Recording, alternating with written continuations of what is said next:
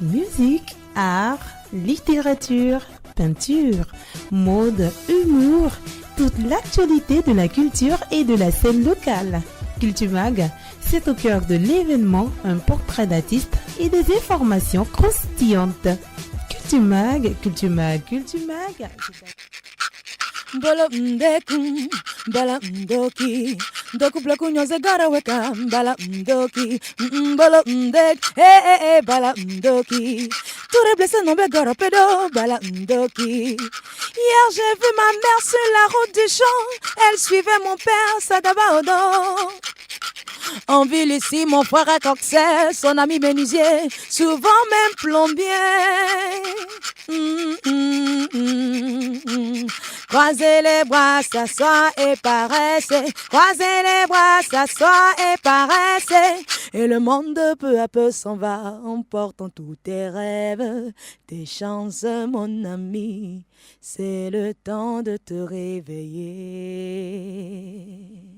Léry Sankofa, musicienne, chanteuse et percussionniste ivoirienne, est initiée à la percussion à l'âge de 9 ans. Puis en 2005, elle intègre l'INSAC, l'Institut national supérieur de l'art et de l'action culturelle. En 2010, c'est le premier voyage à l'international avec la compagnie Toumalé, où elle a passé plusieurs années. Aujourd'hui, de retour dans son pays, Léry Sankofa s'illustre avec des prestations lorsqu'elle est sur la scène. Elle a aussi travaillé avec de grands noms tels que Were Were Lee King, George Momboy et bien sûr Abou Bassa. Aujourd'hui, Léry se place sur la scène ivoirienne en faisant des prestations qui lui donnent cette particularité-là qui est le mariage entre la tradition et la modernité. Merci Alec Lavry pour cet élément. On se retrouve la semaine prochaine. Pourquoi pas? Et j'espère que tu pourras peut-être nous lire un poème. Un poème, pourquoi pas?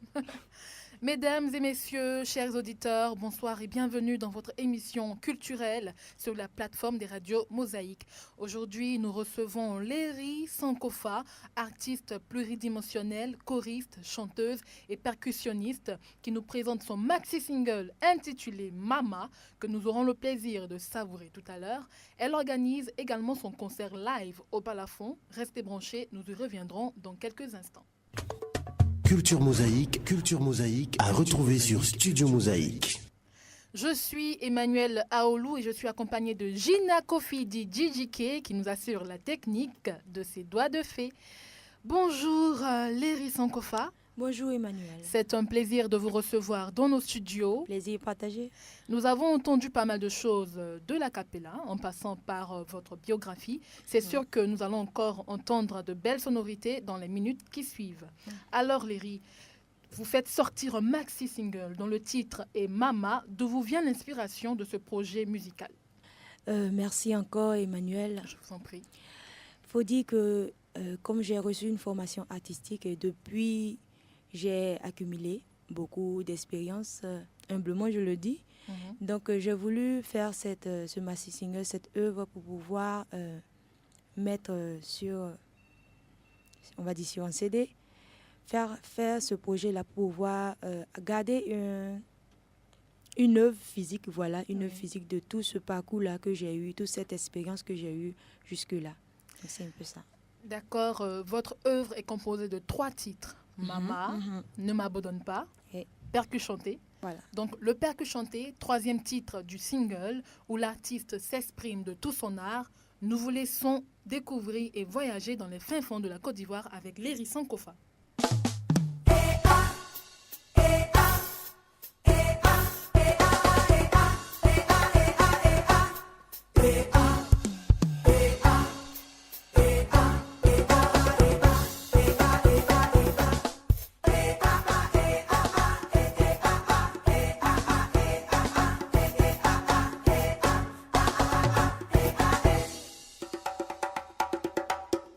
La bête à mounou, on va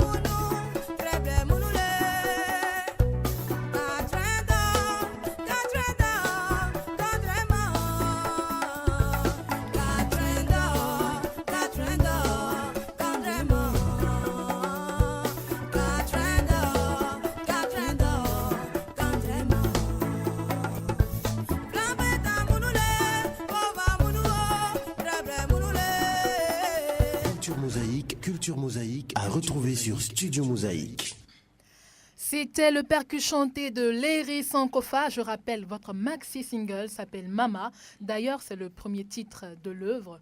Pourquoi Mama? Quelque chose à voir avec la mère, la maman africaine? Oui, Mama, c'est pour rendre hommage à ma mère, que j'ai connue, mais que j'ai pas vraiment connue aussi, parce que elle est partie un peu trop tôt. J'avais l'âge de 13 ans. Faut dire que dans mon enfance, j'étais un peu un garçon manqué. J'ai passé mon temps à m'amuser plutôt que d'être avec elle. Je passais pas beaucoup de temps avec ma mère, et il y a eu cette maladie-là qui est survenue, et elle a passé plus de temps à l'hôpital, et ça fait que je n'ai pas eu cette enfance avec ma mère. Je n'ai pas eu de complicité avec ma mère. Donc, j'aurais aimé qu'elle voie aujourd'hui ce que je suis devenue. Donc, voilà pourquoi j'ai composé ce chant, pour lui rendre hommage. D'accord, déjà nos condoléances. Et Non, j'espère ça que va. de là-haut, elle est vraiment fière de C'est sa depuis fille. 2012, hein, donc ça va. Voilà, Dieu merci. Depuis 2002, pardon, ça va. Ah, Dieu merci. Donc, il y a aussi le titre « Ne m'abandonne pas ». Déjà, le titre fait allusion à une émotion de tristesse. Pourquoi? Qu'est-ce que vous voulez faire passer comme message « Ne m'abandonne pas » c'est un titre destiné à un parent, un ami, quelqu'un de proche? Pourquoi ce titre-là? Ne m'abandonne pas, c'était un titre qui nous parle des personnes atteintes du VIH-Sida.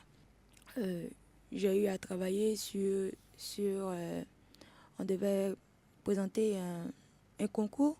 On nous a demandé de composer des morceaux sur ce thème-là. Donc j'ai fait des recherches, et à la suite de ces recherches-là, j'ai eu à faire plusieurs tours au CHU de Cocody. Et c'est là que j'ai découvert au 15e, au 12e, où on hospitalise des personnes qui sont atteintes de cette maladie-là, qui sont vraiment délaissées, abandonnées. Et ce qui m'a plus touchée, ce sont les enfants qui naissent avec cette maladie, qui sont victimes, qui n'ont pas demandé à venir au monde avec cette maladie, qui sont privés de leur enfance, et il y a d'autres qui succombent à cette maladie. Et vraiment, ça m'a vraiment touchée. J'ai composé ce chant-là parce que ces personnes, c'est une maladie qui peut arriver à tout le monde. Ça peut arriver à tout le monde, et ils n'ont pas demandé à vivre avec cette maladie. Et les abandonner, se moquer d'eux, ou bien les délaisser, c'est pas vraiment la solution. Ce sont des personnes qui ont besoin d'amour. C'est un combat en fait que vous menez pour protéger ces personnes en quelque sorte. Voilà, pour que ces personnes soient plus écoutées, soient considérées comme vous et moi. Voilà. Léry Sankofa, d'où vous vient cet amour pour la musique traditionnelle? Pourquoi demeurez-vous dans la tradition alors que certains jeunes aiment plutôt la musique techno, aiment la musique DJ ou le Naija par exemple? Faut dire que dans ma formation, je suis passée par l'INSAC, et là-bas, j'ai eu, après mon bac, à faire 2 ans de formation en musique traditionnelle. Et là, ça m'a permis, ces 2 ans-là m'ont permis de voyager au travers des musiques de chez nous, de notre territoire. Et j'ai découvert que la musique de chez nous, vraiment, est très riche, est profonde.